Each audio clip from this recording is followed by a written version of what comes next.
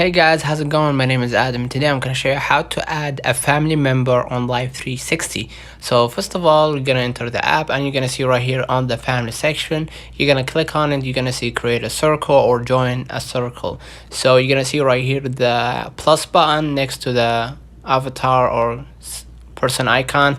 So you're gonna click on it and you're gonna see right here, this is the invite code with the people you want in your circle.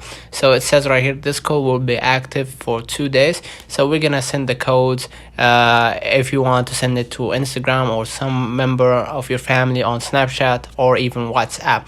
So in my case, I'm gonna send it to for example, for my mom, so she can download the Life360. So I'm gonna click on it and I'm gonna send it, and that wraps it up. Don't forget to subscribe to our channel, follow it, hit the thumbs up. Last but not least, turn on the notification bell to receive every video we upload. Thank you for watching. See you in the next one.